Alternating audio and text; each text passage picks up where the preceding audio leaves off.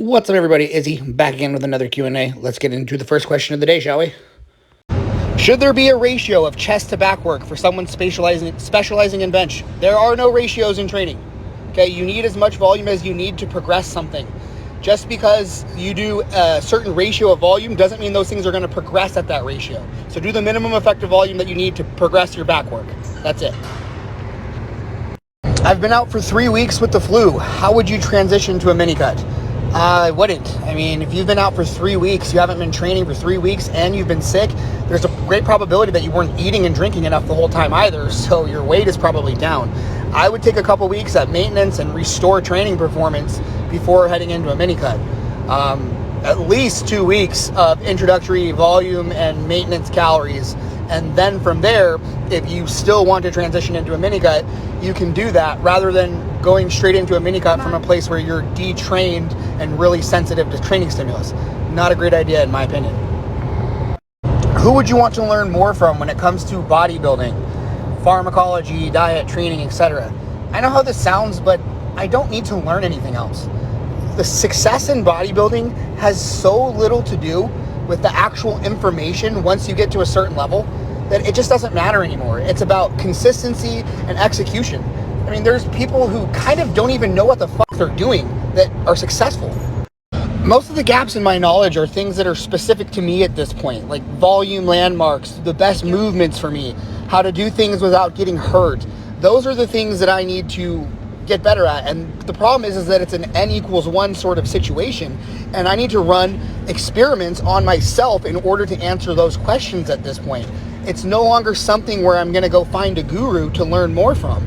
I mean, again, there's so many people, and I have nothing against this because I realize that most people are like, they're entertained by fitness information. But my ultimate goal in this is not just to have fun, it's to be successful. And I'm at the point where I care more about that than having fun.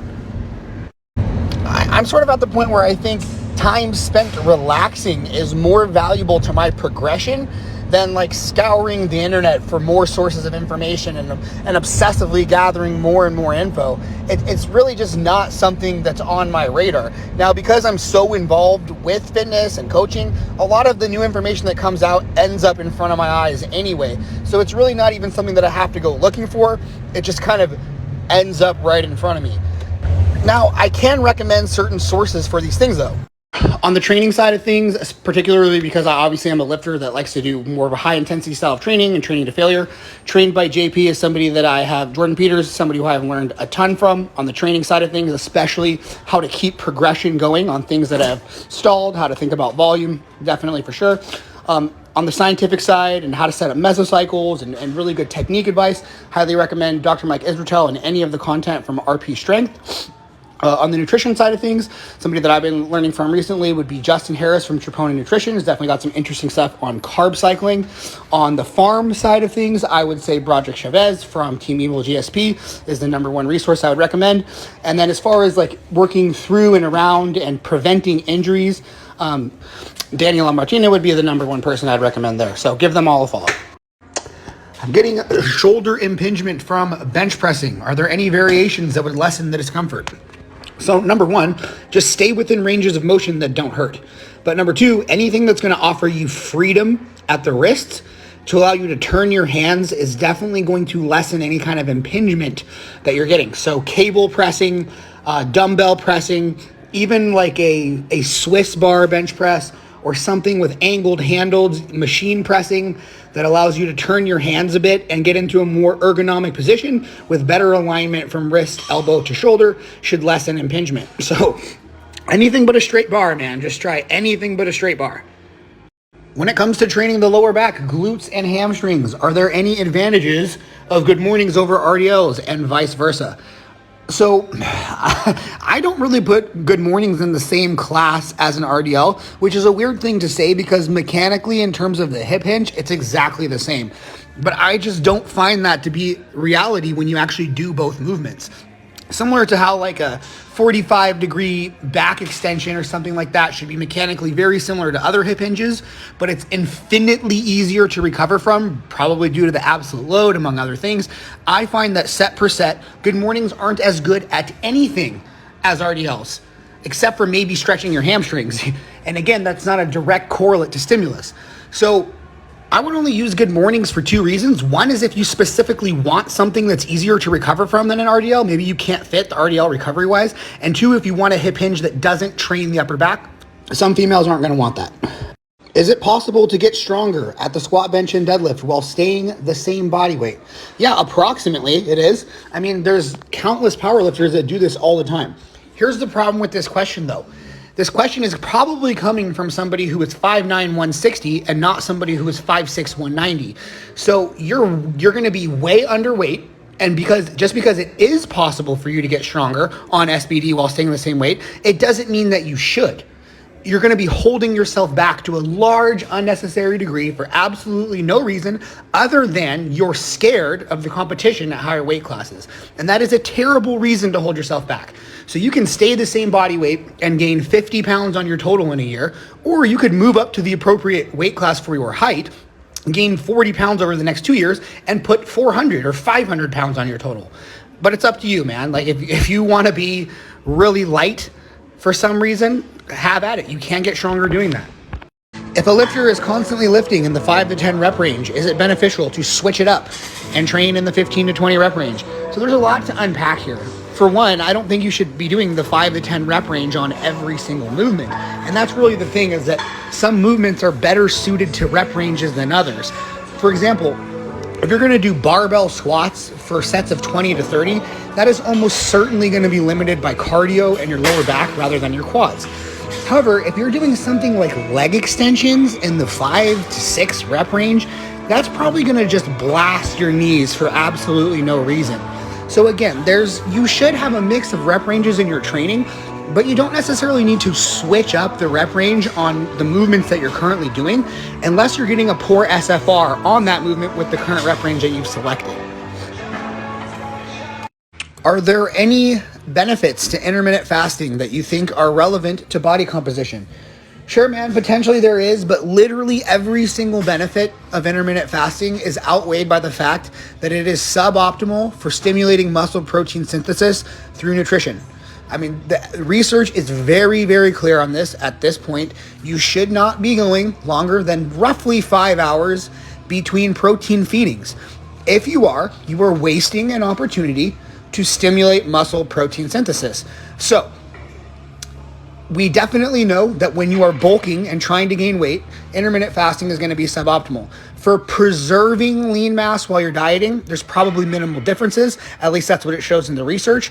But you have to ask yourself, if something is the best at building muscle, why wouldn't it also be the best when you're trying to keep muscle while dieting? I just think intermittent fasting is a lifestyle diet only. What's the most important aspect of motivation? It's just the general reason why you're doing something. How it determines how bad you want it. It determines how far you're going to push yourself past discomfort. It determines how much emotion you're going to put into each and every action. It determines 1,000 micro behaviors that help shape the final outcome of something.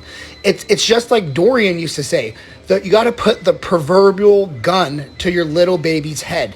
And if the proverbial gun to your little baby's head isn't there, you are not going to push yourself to the absolute maximum. And the issue with that on a competitive level is that somebody else is going to do that. Now, if you're just an individual who's trying to do this for lifestyle and you want abs on the beach, totally different scenario. Just show up and get the work done. To compete, no. Do you have any arm size goals? I mean, I guess 20-inch arms would be cool, but no, I don't really set goals like this, even though I'll say things like, I want to, press 3 plates per side or something. It's not something that I actually focus on or like put any serious amount of attention towards, because my goal isn't to hit some arbitrary number. Like, what am I going to do? Like, eat a cake when I get 20-inch arms? Like, post a selfie with the measuring tape around my arm and said, I did it, I hit 20 inches. So, I mean, it'll be cool, but it'll just be like a nice, cool little moment. It's not something that means very much to me, because my goal is always to get as good as possible, to make as much improvement as possible. My goal is to maximize the inputs and just let the outputs fall wherever they are. Because if I set a goal that's too low, I could end up half-assing it. And if I set a goal that's too high, I might never get there no matter how good I do. So my goal is to maximize inputs and not focus on outputs. Do you have any goals that are borderline unrealistic, yet realistic?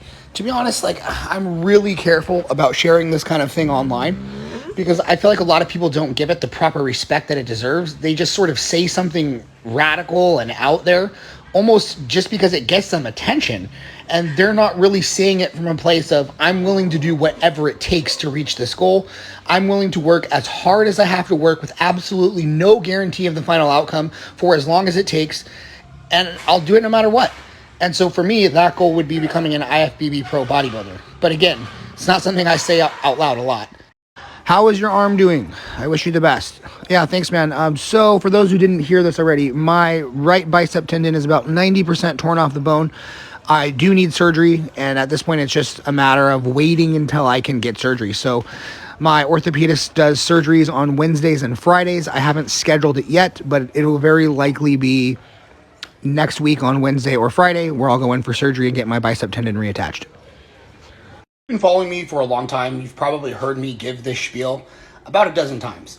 But if you haven't, I am not a person that recommends that you set goals such as, I want to bench 315 pounds by July 1st. And the reason why I don't believe in goals like that when it comes to lifting specifically, and even more so when you're saying something like, I want 20-inch calves by next year, January 1st, is because you don't have full control over that outcome. Literally, you could do everything perfectly. Let's like theoretically talk about literally everything perfectly. You could get 10 hours of sleep a night, never go off your food plan by even 1 gram, do hours of meditation per day for stress reduction. Literally, like, we can get as ridiculous as you want to get, and you could do absolutely everything correctly and still fall short of that goal. But in what world would that be considered a failure? You literally did everything you could. And most people don't do that. They do far short of what they could. Take the opposite example to really drive this point home. Let's say we take a super gifted kid on the high school football team, and he says, I want to bench 315 by July 1st, and he parties on the weekends, he eats twice a day, his main carb source is Doritos and Pepsi. Okay, whatever, we can get pretty ridiculous if we want to, but he might still be able to hit that goal because he picked something that was so far below his potential and he had just so much room to grow. So by undershooting, it creates the illusion of success because you hit that arbitrary metric that you said you wanted to hit. But in reality, if you swapped the efforts of those two people, so we took this kid with all the potential and we gave him the effort of the other person who literally did everything correctly, maybe he benches 365. So to me, it's not a success to fall short of what you could have done just because you picked something that was easy to do for your genetics. Element of this that's also extremely important is that we have no way to actually predict what the maximum possible outcome could be. So let's take this kid. We don't know whether he could have got to 405. We don't know whether he could have got only to 320, but he got to 315. We don't know if he could have got to 455.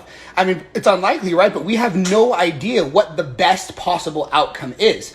So you are in very little control of the final outcome because all of your efforts go into this giant black box of genetics and biology, and a result gets spit out. Because we don't know what the max possible output is, all we can do to ensure the max possible output is to maximize the inputs. Be perfect on our nutrition, be perfect on our sleep, be perfect in our training intensity, be perfect in our training execution. We don't go off plan and do random max outs. We do everything by the book as well as we can, and we look for ways to improve those inputs constantly. And if you do the most that you can in terms of the inputs, you'll get the best output possible. What's really my point here? My point is that if you want to focus on something, absolutely celebrate when you hit your first 315 bench. That's an awesome milestone. You should definitely celebrate it. It's a cool thing. Same when you do 4 plates, 2 plates, 1 plate, whatever, right? You just hit a milestone. Celebrate your milestones. But on a day-to-day basis, on a week-to-week basis, on a month-to-month basis, you need to focus your efforts on the inputs.